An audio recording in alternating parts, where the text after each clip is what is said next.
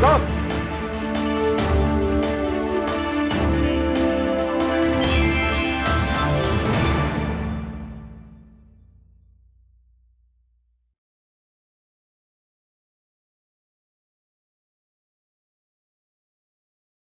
Hello to our viewers, and welcome to our video studio at the Israel Institute for Strategic Studies, IISS.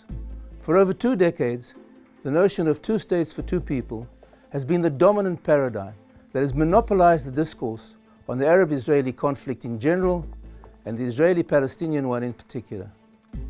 Our institute, IISS, has long been in the forefront in opposing this idea and has worked resolutely to expose the existential dangers this policy proposal entails for Israel. In the short video, we illustrate one aspect of the perils that Israel and Israelis can expect if the two-state principle is actually implemented. One of the gravest threats, but one that for some reason has received scant public attention, is the threat that would arise to the nation's major transportation axes should a Palestinian state be established in the areas adjacent to Israel's coastal plain. In numerous articles and interviews in the past, the founder of the Israel Institute for Strategic Studies, Dr. Martin Sherman, has warned repeatedly of the dangers involved in the proximity of borders of the envisaged Palestinian state to some of the country's principal traffic routes. One of the most important of these routes is the Trans-Israel Highway, Highway 6, that connects the north of Israel with the south. Several portions of Highway 6 run close to the territory designated for a future Palestinian state, and in some places is even immediately adjacent to it. In numerous locations, the distance between Highway 6 and the Palestinian population centers is less than 1 kilometer, and in some places only a few dozen meters. Little imagination is needed to envisage the gory outcomes that are likely to occur if Israel were to relinquish control of the area that abuts the highway. Israel's harrowing experience following its pullout from Gaza must serve as a red light warning against what we can expect if the area east of the highway is transferred to Palestinian control. Two locations are particularly sensitive, the towns of Kalkilia and Tulkarm, that are located immediately adjacent to the highway and in the past have been the sources of murderous attacks of terror, such as the horrific carnage at the Park Hotel in the coastal city of Netanya.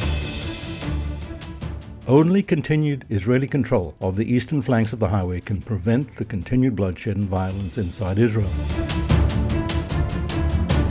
The menace of terror tunnels and attacks can't be dismissed as unfounded scaremongering. To the contrary, in the recent past, attempts to dig such terror tunnels under the security barrier were exposed by the Israel Security Services.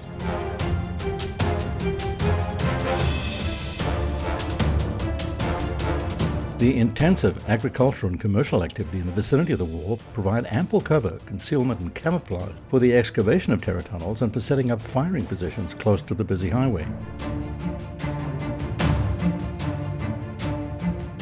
It's not difficult to envisage the ease with which it would be able to lay deadly ambushes along the course of the highway, or to envisage the huge economic damage that would be caused by the constant threat of disruption of traffic on the major artery connecting the north and the south of the country.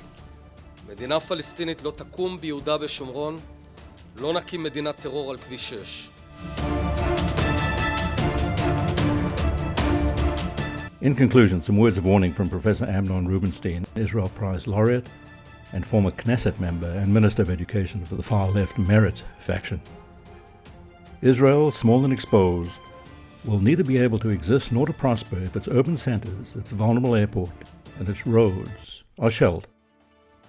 This is the terrible danger involved in the establishment of a third independent sovereign state between us and the Jordan River.